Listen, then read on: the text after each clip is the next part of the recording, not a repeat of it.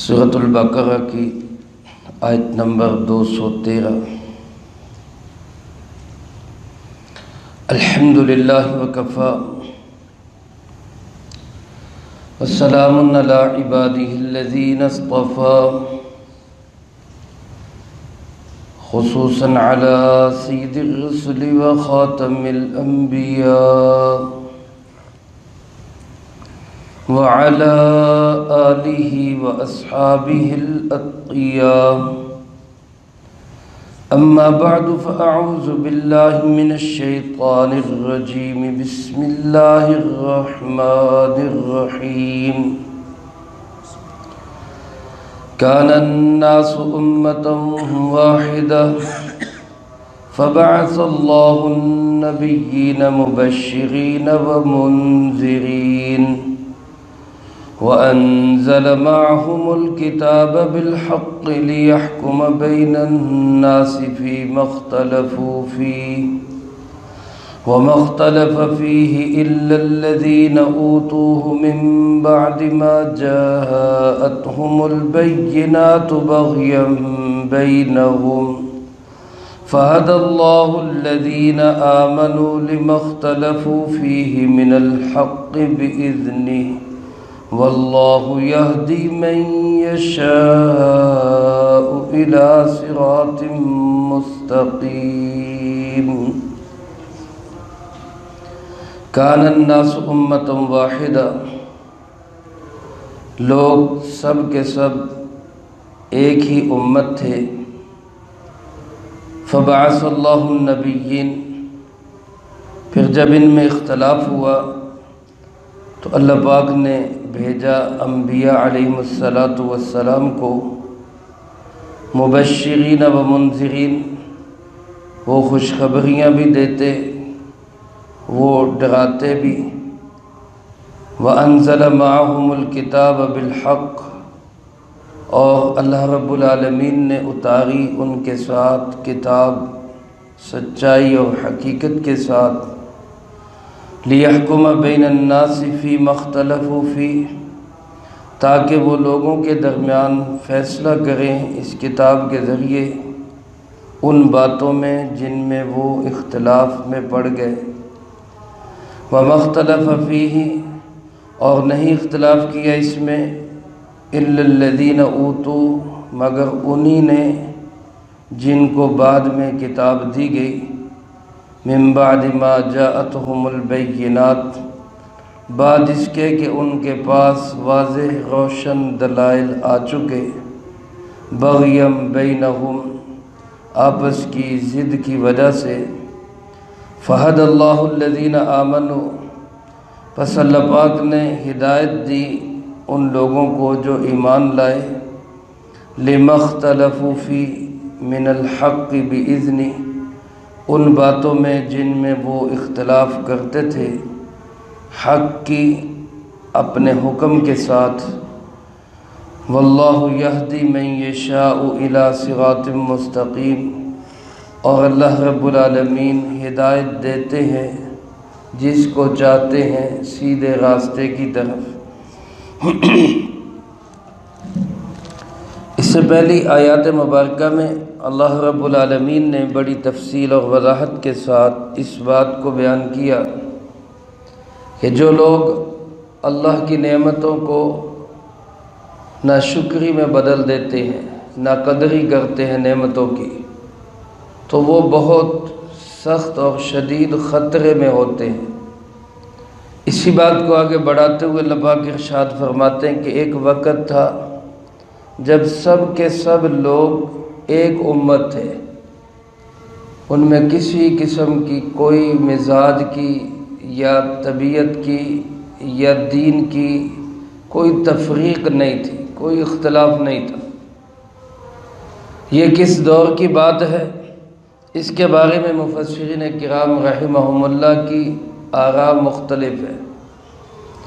ایک رائے تو یہ ہے کہ یہ اس وقت کی بات ہے جب عالم ارواح میں تھے ہم سب، ابھی انسان دنیا میں نہیں آئے تھے، عالم ارواح میں تھے، وہاں سب کے سب ایک ہی عقیدے اور ایک ہی نظریے پہ تھے۔ اور وہ عقیدہ اور نظریہ کیا تھا؟ اللہ پاک نے پوچھا الست بربکم، کیا میں تمہارا رب نہیں ہوں؟ وہاں سب نے کہا بلا، کیوں نہیں، آپ ہی ہمارے رب ہیں۔ یعنی تمام انسان عقیدہ توحید پر قائم تھے کہ اللہ کے سوا کسی کو رب نہیں مانتے تھے۔ پھر دنیا میں انسان آئے تو ظاہر ہے آنے کے بعد پھر مزاج بدلے، عقیدے بدلے، ذہن بدلے، اختلافات شروع ہوئے، تو اللہ رب العالمین نے ان اختلافات کو ختم کرنے کے لیے اپنے نبی بھیجے، برگزیدہ بندے بھیجے، جنہوں نے آ کے ڈرایا بھی، سمجھایا بھی، کتاب بھی دی، ان کو صحیفے بھی دیے تاکہ لوگ اس کے مطابق چلیں۔ ایک رائے یہ ہے، اور دوسری رائے یہ ہے کہ یہ اس زمانے کی بات ہے جب حضرت سیدنا آدم علی نبینا وعلیہ الصلاۃ والسلام اور ان کی اولاد دنیا میں تھی، ان کی صلبی اولاد۔ چونکہ حضرت آدم علیہ الصلاۃ والسلام اللہ کے نبی ہیں، توحید پر قائم تھے، ان کی اولاد بھی توحید پر قائم تھی۔ مفسرین کرام رحمہم اللہ، بالخصوص حضرت عبداللہ ابن عباس رضی اللہ تعالیٰ عنہما فرماتے ہیں کہ حضرت آدم علیہ السلام سے لے کر حضرت ادریس علیہ الصلاۃ والسلام تک یہ کوئی کم و بیش 1000 سال کا ان کا زمانہ بنتا ہے۔ اس زمانے میں لوگ ایک ہی عقیدے پر تھے، کوئی اختلاف نہیں تھا، سب عقیدہ توحید پہ تھے۔ حضرت ادریس علیہ السلام کے زمانے کے بعد پھر اختلاف شروع ہوئے جو حضرت نوح علیہ السلام کے زمانے میں عروج تک پہنچ گئے تھے۔ پھر اللہ پاک کو وہاں ان پہ عذاب بھیج کے ان کی صفائی بھی کرنی پڑی، اور پھر اس کے بعد انبیاء علیہ الصلاۃ والسلام تسلسل کے ساتھ بھیجے گئے۔ اور ایک رائے بعض مفسرین کرام رحمہم اللہ کی وہ یہ رائے ہے کہ اس سے مراد جناب محمد کریم صلی اللہ علیہ وسلم کے زمانہ نبوت سے کوئی 400-500 سال پہلے کی بات ہے۔ یعنی حضرت اسماعیل علیہ السلام سے لے کر کوئی 1500 سال تک لوگ صحیح عقیدے پہ رہے، حضرت ابراہیم علیہ السلام کی ملت پہ رہے، کوئی اختلاف نہیں تھا، کوئی آپس میں جو ہے وہ شرک اور توحید کا مسئلہ نہیں تھا۔ آپ کی ولادت سے کوئی 400-500 سال پہلے عمر ابن لحی نام کا ایک شخص آیا جس نے عرب کے اندر شرک کا آغاز کیا، اور وہ پھر اس قدر تیزی سے پھیلا کہ اللہ کا گھر بھی ان کے بتوں کی آلودگی اور گندگی سے محفوظ نہ رہ سکا۔ بیت اللہ کے اندر بھی انہوں نے بت رکھ دی، جس کے خلاف آ کر پھر جناب محمد کریم صلی اللہ علیہ وسلم نے محنت کی اور اللہ کے گھر کو دوبارہ توحید کا مرکز بنایا۔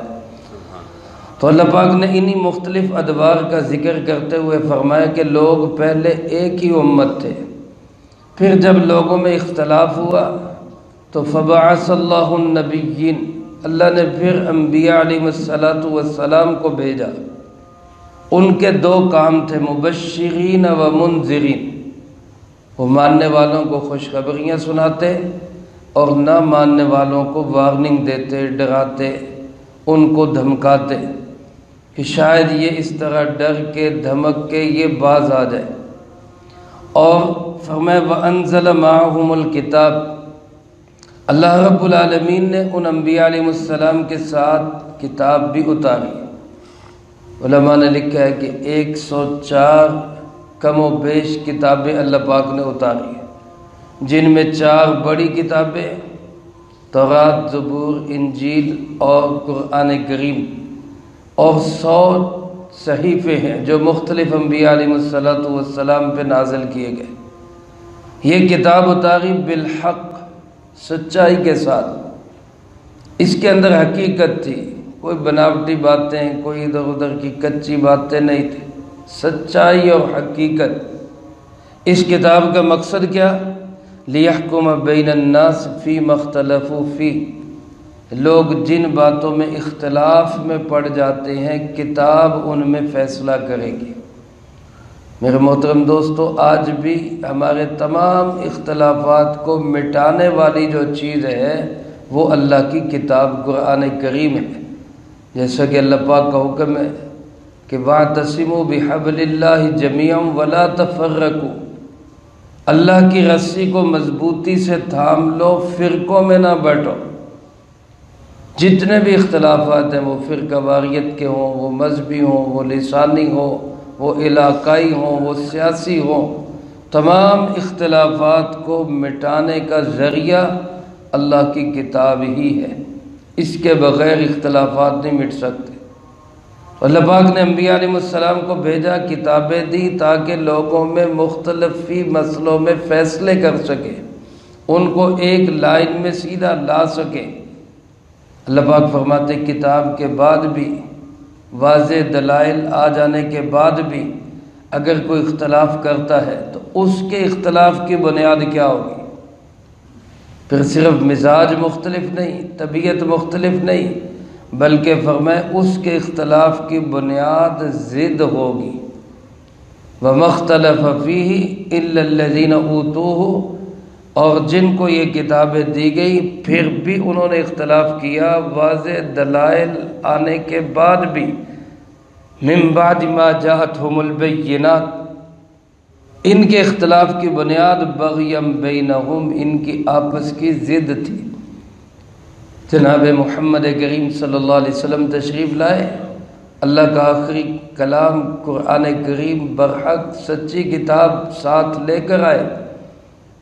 اب بھی جنہوں نے اختلاف کیا، یہودی، عیسائی، ان کے اختلاف کی بنیاد اور وجہ کیا تھی؟ محض ضد تھی کہ جناب یہ بنی اسماعیل میں کیوں آ گئے؟ انہوں نے بنی اسرائیل میں آنا تھا، بنی اسماعیل میں کیوں آ گئے؟ اس ضد اور اختلاف کی وجہ سے انہوں نے جناب نبی پاک صلی اللہ علیہ وسلم کو جھٹلا دیا۔ آج بھی قرآن کریم کی موجودگی میں اگر کچھ لوگ، بلکہ زیادہ لوگ آج بھی دین کے دشمن اور مخالف ہیں تو وہ صرف ضد اور ہٹ درمی کی وجہ سے، ورنہ جانتے ہیں کہ حق یہی ہے۔ اللہ پاک فرماتے فَهَدَى اللَّهُ الَّذِينَ آمَنُوا، اللہ پاک ایمان والوں کو ہدایت دیتا ہے، لِمَا اخْتَلَفُوا فِيهِ مِنَ الْحَقِّ بِإِذْنِهِ، جن باتوں میں لوگ اختلاف کرتے ہیں اللہ ایمان والوں کو اس میں حق کی ہدایت دے دیتا ہے اپنے حکم سے۔ مختلفی مسائل میں آج بھی اللہ پاک جس کو چاہے سیدھے راستے پہ رکھتا ہے۔ حدیث پاک میں ہمیں دعا سکھائی گئی، جناب محمد کریم صلی اللہ علیہ وسلم نے ہمیں یہ دعا سکھائی، پوری امت کو یہ دعا سکھائی، اور آج اس دعا کی بہت ضرورت ہے۔ لوگ کہتے ہیں ہم پریشان ہیں، کہاں جائیں، جدھر جاتے ہیں ہر طرف دلائل ہی دلائل ہے، ہر کوئی کہتا ہے جی ہم ٹھیک ہے بس۔ تو یہ دعا جو ہے دل کی گہرائیوں سے اطمینان کے ساتھ، سکون کے ساتھ، یقین کے ساتھ یہ دعا مانگیں۔ اللہم ارنا الحق حقا، اے اللہ مجھے حق کا حق ہونا سمجھا دے، وارزقنا اتباعہ، اور اے اللہ ہمیں اس کی پیروی کی بھی توفیق نصیب فرما دے، وارنا الباطل باطلا، اور اے اللہ ہمیں باطل کا باطل ہونا سمجھا دے، وارزقنا اجتنابہ، اور اے اللہ ہمیں اس سے بچنے کی بھی توفیق عطا فرما۔ جب دل کی گہرائیوں سے انسان اللہ سے ہدایت مانگے گا تو اللہ ضرور دل کے دروازوں کو کھولے گا، شرح صدر ہوگا، حقیقت اور سچائی نکھر کے سامنے آئے گی۔ ورنہ آج ہوس پرستی کے اس دور میں حق باطل نظر آتا ہے اور باطل جو ہے وہ حق نظر آتا ہے، سچائی جھوٹ نظر آ رہی ہے، اور جو جھوٹ ہے وہ ایسے لگ رہا ہے کہ اس سے بڑھ کر تو کوئی سچ ہے ہی نہیں۔ اس لیے اس دعا کی آج بڑی سخت ضرورت ہے۔ اور اللہ پاک سے مانگنا چاہیے کہ اللہ آج بھی اختلافی دلائل، اختلافی مسائل کے اندر اللہ ہمیں صراط مستقیم نصیب فرما دے، سیدھے راستے پہ چلا دے۔ اللہ پاک فرماتے ہیں واللہ یہدی من یشاء، اللہ ہدایت دیتا ہے جس کو چاہتا ہے الی صراط مستقیم، سیدھے راستے کی طرف۔ اور اللہ ہدایت دیتے کس کو ہے؟ جس کے دل میں طلب ہو، تڑپ ہو، جو سیدھے راستے کی جستجو اور تلاش کرے اور اس پہ چلنے کی دل کی گہرائیوں سے نیت ہو۔ اور اگر اپنا ذہن بنا کر ایک سائیڈ پہ لگا کر بندہ کہے کہ نہیں یہ حق تو یہی ہے، اللہ اسی کو حق ثابت کر دے، تو پھر اللہ پاک تو حق کو ہی حق ثابت کرتا ہے، باطل کو ہی باطل ثابت کرتا ہے۔ اللہ رب العالمین تو کسی کی خواہشات پہ نہیں چلتے۔ اس لیے میرے عزیز دوستو، آج کے اس پرفتن دور کے اندر بھی ہمیں فتنوں سے بچنے کے لیے اس بات کی ضرورت ہے کہ قرآن کریم کے ساتھ جڑے، اس سے ہدایت لے۔ یہ ہدایت کا سرچشمہ ہے جو ہمارے لیے تمام چیزوں میں صحیح راستے کو تجویز کرتا ہے۔ اللہ مجھے آپ کو سب کو قرآن کریم کے ساتھ جڑنے کی توفیق نصیب فرمائے، جو کہا سنا اس کو زندگی میں لا کے دوسروں تک پہنچانے کی توفیق عطا فرمائے۔ اللہم انت السلام ومنک السلام، تبارک ربنا وتعالیت یا ذا الجلال والاکرام۔ اللہم اعنا علی ذکرک وشکرک وحسن عبادتک۔ اللہم احسن عاقبتنا فی الامور کلہا واجرنا من خزی الدنیا وعذاب الآخرہ۔